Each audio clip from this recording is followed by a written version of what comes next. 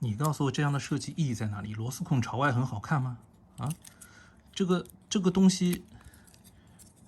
这个分层这样一个机关，它的意义又在哪里？这个你还藏了什么更深的梗在里面吗 ？Hello， 大家好，欢迎回到美食秘酸的魔玩分享时间啊！今天我们来看这款我期待了很久的玩具，来自于火焰玩具合机巧啊，这次看着像分机巧一样的一个龙王凯撒 Dragonzord 啊，等了很久，因为之前我买那个麦克佐德已经买了很久，一直希望能够有一个大合体。说实话，我本来在恐龙战队里面，我也更喜欢龙王凯撒这个造型，就有更像哥斯拉嘛，对吧？盒子呢，基本上就是这样，侧面它一个合体的一个造型，钢龙神啊，背面呢是它的一个 pose 渲染不同的合体形态，以及和这款的一个合体。侧面另一个大合体形态啊，顶部名字，底部摸有东西。盒子呢就是这样一个造型，我们废话不多说啊，打开盒子来看玩具本体吧。好，把玩具从盒子中取出来，安装一下它的尾部呢，基本上就是这样一个样子啊。有一说一啊，它的整体造型上还是非常漂亮的啊，魔改的非常戳我的点，特别是原著中从厚厚的胸甲中伸出来的薄薄的手呢，这一次完全是摆脱了那个刻板的一个造型。给出了正常的，甚至于有一点粗壮的两条手臂，手臂呢，而且都给了五指独立的可动手，造型上更显拉风。所以说，你单独作为一个机体来说呢，它也是非常的有看点啊，外形上还是帅的，更不要说它这个尾部的一个造型啊，关节非常紧实，可以看到单独。关节保持力也是能够 hold 住它的一个尾部造型，但是呢，我不得不吐槽一点，我这两个胸甲零件在尖端部呢，我都是有折损的一个情况啊。我已经联系了官方，但是目前还没有得到官方的一个答复，是不是能够给售后？网上简单了解了一下，这款玩具受灾的人还挺不少的，所以说。大家购买时候要注意一下。好，我们扯回玩具本身啊，整个造型上来说呢，非常的漂亮。就像我说，它是一个更像于哥斯拉那种直立怪兽的一个造型啊，尾巴长长啊，整个身形上来说呢，都更像哥斯拉，而不像一个普通的恐龙。整个身上的涂装细节刻画呢，也是以绿、黑、银、金啊这个主色调来表现，非常漂亮。我们仅看一下，虽然说它没有发光结构啊，但也是可以看到它的一个整个眼睛呢是非常锐利。我不知道这个镜头大家能不能看清楚啊？这个眯眯眼的感觉，嘴巴呢也是可以打开，关节还挺紧的。打开并不会因为它之后合体需要露个脸而进行穿帮，所以说你单独作为一个龙王凯撒的玩具来说呢，它也是一个过关的玩具。好，我们来看一下它的一个可动啊，头部啊基本上是没有可动啊，只有一个开闭嘴的一个结构。手臂部分呢，有干涉，但是避让开干涉的话呢，它手臂也可以有一个正常的一个可动的旋转幅度的。上臂呢也有平转，手肘部分呢曲肘幅度也是非常大，几乎可以摸到肩胛的一个造型吧，还可以折啊，但是呢我觉得就没有必要，因为它胸口这个零件就放在那边了。手腕关节呢是有一段球冠的可动，手掌刚刚也说了是完全的五指超可动手，值得表扬的是大拇指的根关节呢也是给出了一个可动啊，并不会因为大拇指而锁死整个手指的一个可动。当然，它因为是一个炮口的设定，所以说它并没有像那个大兽神一样有手指往外挺的那种夸张的可动就没有了。然后腰身部分呢，它也可以有弯腰挺胸，左右转的幅度呢就非常紧。也有，但是呢，因为它造型的关系呢，可能会干涉到左右裙甲，所以说大家把玩的时候要小心注意，不要刮蹭。然后腿部的一个可动，撩开裙甲之后呢，手臂刚刚平台忘记说了，平台是可以到90度，前踢，但是呢会和上面呢会有所干涉，所以说呢大家注意避让关节基本上有一个接近90度的一个前踢幅度，而且齿轮关节侧踢差不多到这样一个角度，因为再往上呢，它内部零件呢就会有干涉。后踢和尾巴会有打架的一个情况。大腿平转呢是在根部，造型都已经区分开来了，就没什么好吐槽的了。这关节开了合体关节普通正常的掰还是可以的，就是大家把玩跨步的时候呢，要注意中间不要把它们掰开了。屈膝关节也是两段的一个可动，到几乎脚后跟敲到尾巴的而且关节是一个大大的合金零件，非常满足。脚踝部分左右接地，脚踝的360度平转都是没有什么问题。整个可动性来说呢，还是完全够用的。作为一个皮套机器人也好，作为怪兽也好，它都是一个合格的一个可动。当然，我相信大家点进这个视频来看，也不仅仅是为了看它单体的，主要还是看它的一个合体之后怎么样。说实话呢，我这款玩具到手玩的时间也不多主要时间来写邮件找售后了。好吧，我们就跟着我一起来边摸索边看看这款玩具合体之后的造型是究竟怎样的。首先合体我们要给龙王凯撒做一些准备，简单来讲就是拆开。首先呢，就是要把尾巴给拆下来。拆完尾巴之后呢，我们先要把各个关节都把它再固定起来，因为它可动的话呢是一节节拉伸出来的，你要把它锁死呢，就要把每一节呢都收拢回去。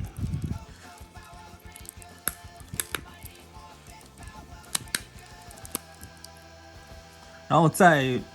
倒数第3节就中间的一节关节呢是会和其他关节有所区别，其他关节直接往外拽就可以解锁了，而中间那个呢是有锁定机构的，你要往外拉伸增加可动的话呢，这两个灰色的拨杆呢是要往外拉，如果你往内锁死的话呢，这两节关节是没有办法进行怎么说呢，进行高可动扩展的，它带来的结果是把它直接给分离开。就是这样拆开。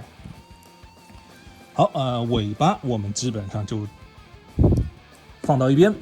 备用，同时背后的这个像引擎一样的零件呢，我们也要把它拆下来。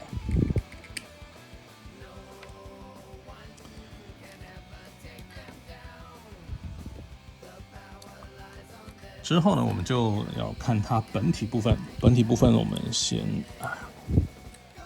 避让开一些关节。掀开它的一个裙甲，我们刚刚在把玩可动时候裂开的一个腿部呢，我们把它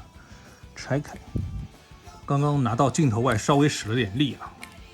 可以看到尾部这边呢好多卡扣关节，要全部打开之后呢，才可以以这个地方的为轴把整个龙王凯撒分开，取出中间的一个武器的核心部件。取出核心部件呢，把胸口这个护盾呢也拆下来。放在一边备用，这个零件非常的薄脆，大家一定要放的时候小心谨慎。然后尾部这边我们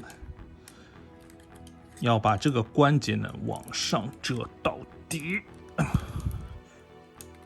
哇，超紧这个，哇，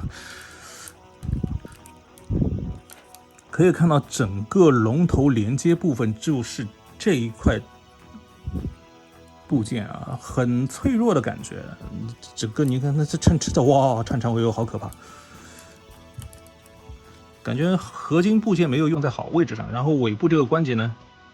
折进去。安全起见，我还是把它收拢一点，感觉不太牢靠啊。然后我们是要把它的龙爪也卸下来啊。龙爪部分呢，就是从这个关节往外拔啊，但是它尖刺部分实在太多，我镜头里真的是不太好展示啊。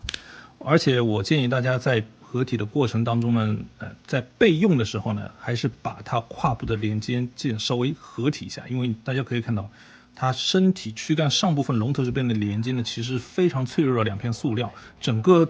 零件的重量合金部分又非常多，都吃在这两块的话呢，就可能容易出现悲剧。所以说呢，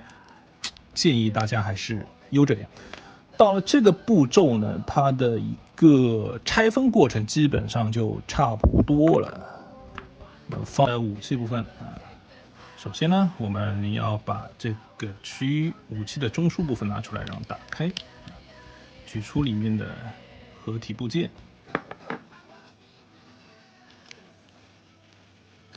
两块都取出来之后呢，从背部顶一下这个整个把手拉出来，再合回去，然后顶部这边可以看到钻头的上边的这两个缺口和这边的两个凸呢做一个结合。我去结合好了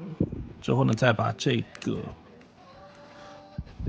关节给转出来。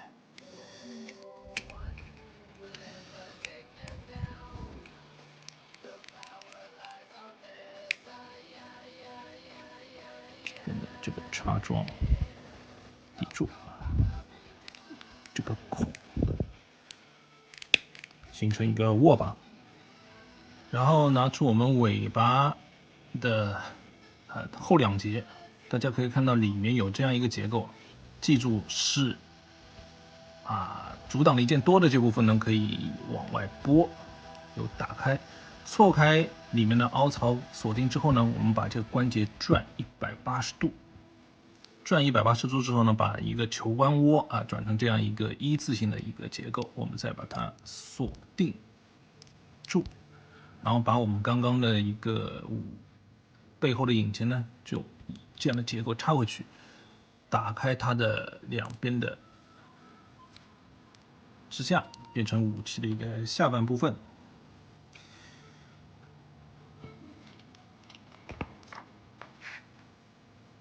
然后武器的下半部分呢，就和武器的上半部分进行一个结合。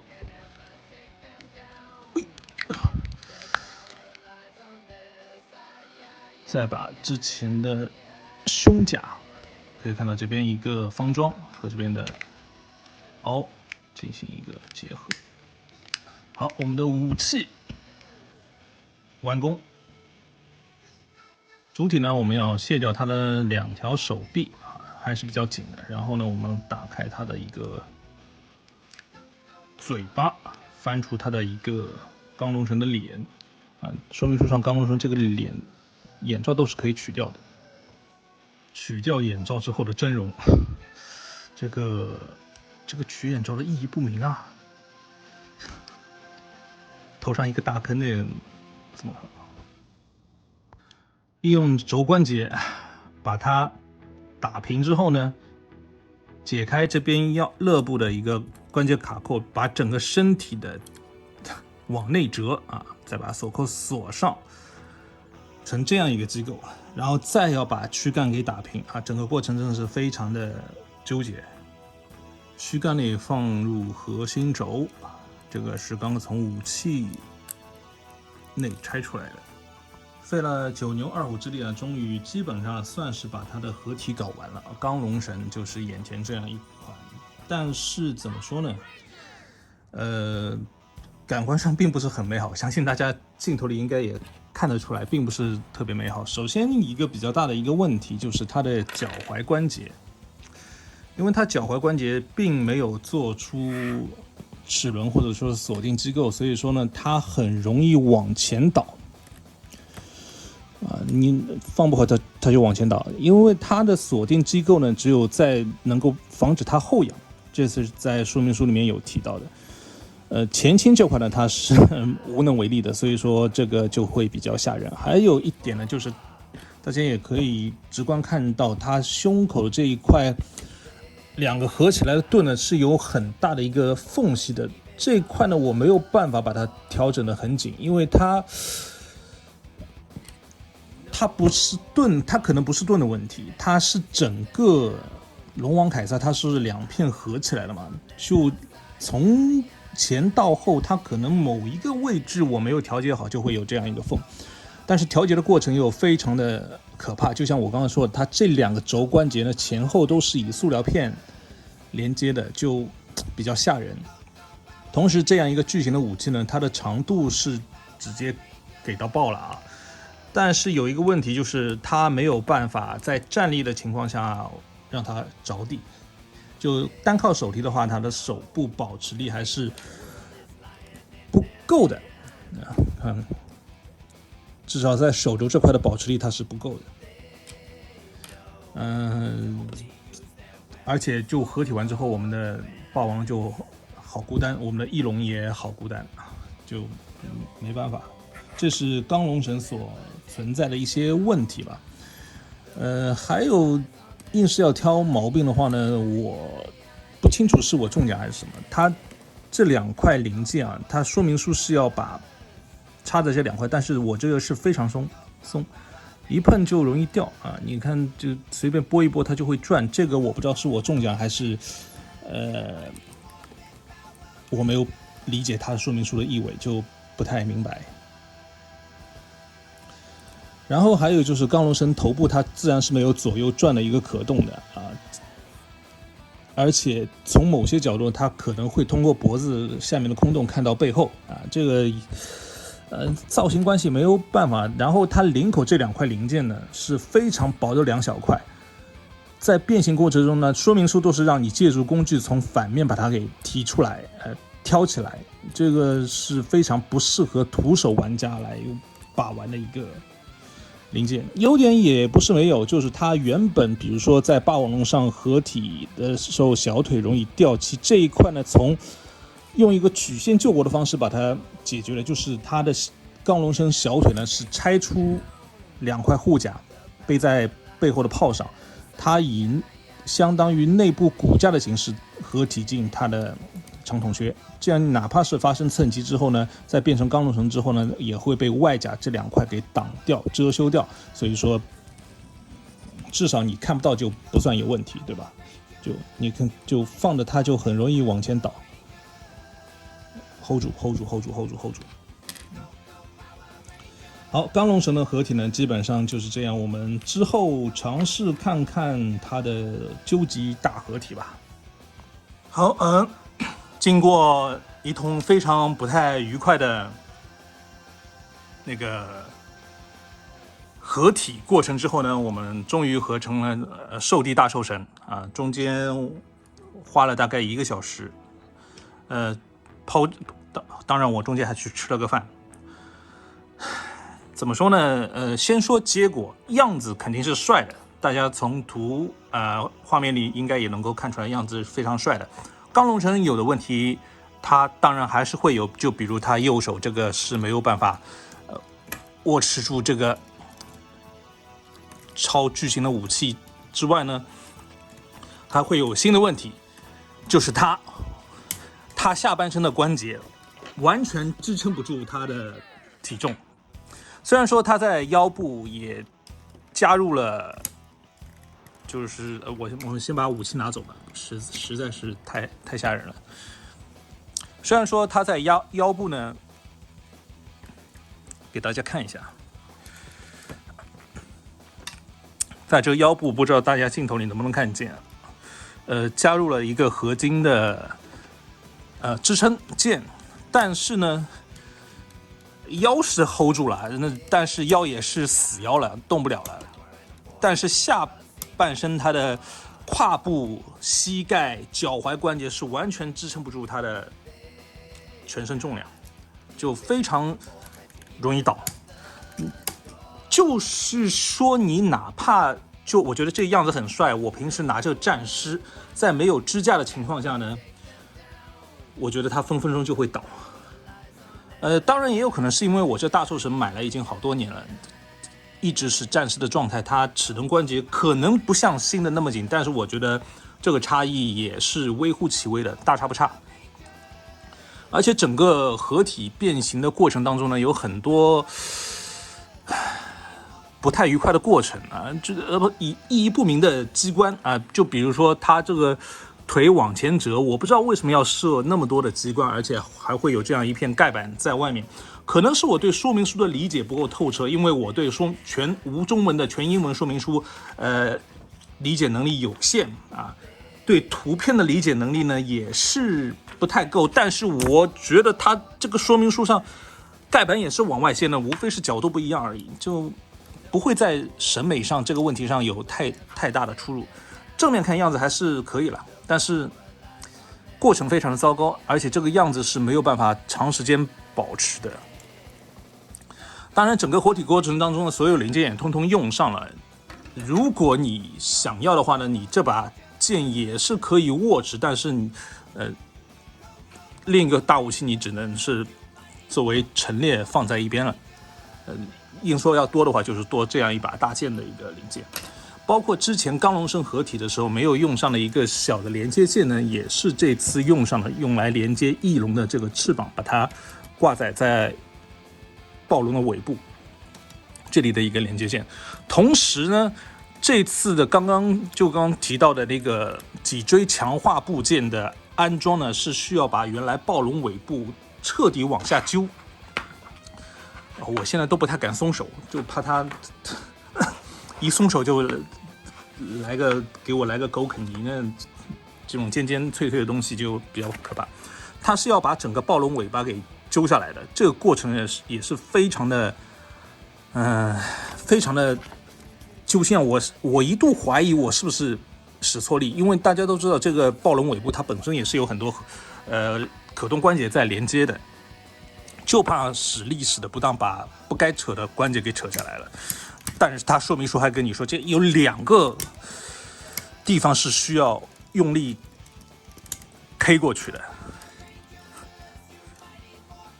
好吧，这个就大家也就看到我始终要努力保持它的稳定性，就非常的吓人。好，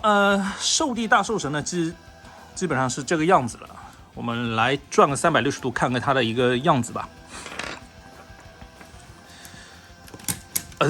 你看这就仰天长啸了。就是我就不太明白，这个千值练真完全没有考虑过火焰玩具，就完全没有考虑过它的这个玩意儿实体做出来之后体重能不能让它的关节 hold 得住嘛？也不给支架，对吧？你也不给支架，就很荒诞，就真的很荒诞。最后呢，一个步骤就是它这次彻底魔改的一个造型。我们赶快结束这一切吧，我们变成那个形态之后再来看，好吧？好，眼前就是兽地大兽神所谓的模式2啊。变更在哪里呢？就把前面的胸甲移到后面的腹壁的肩膀上，然后腹壁展开成为大炮塔呀，然后把从头至尾都没有用到过的在龙王凯撒屁股上的2个爪呢移到他的小腿上，因为这个爪呢是有握持的凹槽的，所以说它可以握持武器，2个武器都可以给这个龙爪握持上。同时腾出了它主体上的2个手，我的天哪！一手可以迟钝，另外一个手呢可以摆一些 pose 吧，但是因为头部锁定可动没有办法动，腰部锁定的也没有办法动，它单个手摆 pose 就显得很僵硬了，而且去掉胸口的盾之后留出来4个孔洞也是比较扎眼的。意义不明的一个形态啦，意义不明的一个形态，就纯粹是为了全搭载而全搭载。同时大家也可以看到，我现在手是一刻都不能离开它，离开它之后它分分钟给你垮下来。就非常的吓人。就这个状态没有支架的情况下呢，也是没有办法作为长久站柜的一个造型的。本身的龙爪。大龙爪移到边上去之后呢，显得整个宽体金刚更宽了啊。这个好不好看见仁见智，但是不稳是真的不稳。而且它这样的结构呢，没有一个好的可以给，哪怕你自己要配一个支架的话，都没有办法找一个好的能够吃得到力的一个展位，因为它毕竟造型很立体嘛，对吧？你背后又有龙尾又有翅膀，而且你。请原谅我这个见识浅薄啊，实在一时间没有想到什么好的支架可以去 hold 住那么重的家伙，而且能够兼顾美观。好吧，赶紧最后总结一下，我把它拆开吧。最后呢，我给这款合体金刚的打分呢是只能给到1颗星，最多只能1颗星。但是从这个刚龙神的话呢，我是可以给到3颗星的一个评价。如果说是龙王凯撒单体的话呢，我是可以给到4颗星的。因为就像我之前开篇的时候一开始说的，作为龙王凯撒它单体来说呢，造型和可动都是可圈可点。为什么只有4颗星呢？一个是因为单体了嘛，没有合体龙王凯撒，它就不是完整的龙王凯撒。还有一点呢，就是它的一个品控的问题，就肯定是要扣分的。价格放在那里，品控还这样，我没有理由给它满分，对吧？所以说，作为龙王凯撒，我可以给到4颗星；作为刚龙神，我可以给到3颗星啊，勉强算及格吧。2颗星可能有点过分。但是如果兽帝大兽神的话，我最多只能给到1颗星，因为摆成这个样子之后，你说它帅吧，帅的，但是这个帅是稍纵即逝的，你又没有办法长久的把它摆在那里看，那这帅也是白帅，对吧？空有一身扎手的哦，而且加手大家看这个合体过程中伤痕累累，就把玩基本上没有它什么关系了。合体之后呢，可动性也没有和它什么关系了。就是说，如果你单个2个玩具，大兽神和龙王凯撒单体来说都还算是可以玩、可以看的不错的玩具，但是一旦合体成为兽帝大兽神了之后呢，就看也不能看，玩也不能玩的一个玩具了，就没什么意义，价格又那么贵，对吧？好了，今天的视频呢就简单落在这边，可能有一点仓促，也有一点草率，也有可能很多地方说的不到位，或者说我个人理解不了设计师和厂商的良苦用心，我就是这么一个俗人了。所以说，如果喜欢我视频的小伙伴呢，记得给我一键3连支持一波啊，付出金钱和血的代价。我们有机会下次再见吧。合机巧这个系列真的是要好好想想在后面怎么出吧。后面的大雷神希望好吧。好了，我们下次见，拜拜。